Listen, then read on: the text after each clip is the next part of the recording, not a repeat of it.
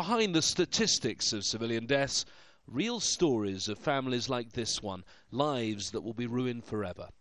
These children lost 4 family members, including their mother, sister and brother, killed by US troops. The mother, Akbar Jan, was a school teacher. In a neighbour's house, a 9-day-old baby was also killed.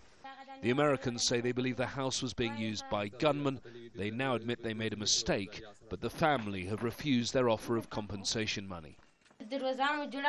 As they entered, they broke down the door, and they started shooting. These are the bullet holes. They killed my mother over there. The UN figures show this is far from being an isolated incident. Civilian casualties in Afghanistan have been steadily rising. The latest report shows more civilians are killed at the hands of the Taliban and other anti-government groups than by international and Afghan security forces. However, it's the action of international troops, which operate under a UN mandate, that's become the most controversial political issue as Afghans prepare to go to the polls.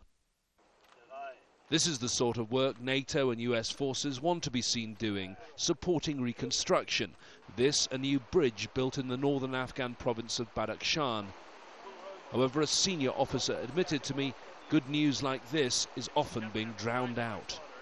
At the same time, if the international community is bringing bridges, but in some instances also wounding or killing Afghan people, that's not the message we want to convey.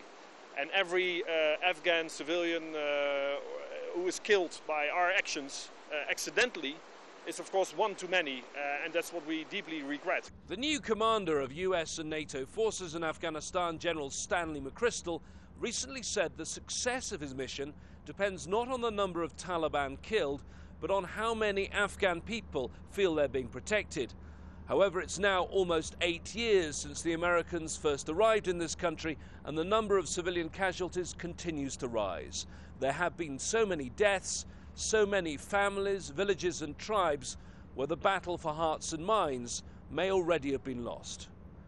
James Bays, Al Jazeera, Kabul.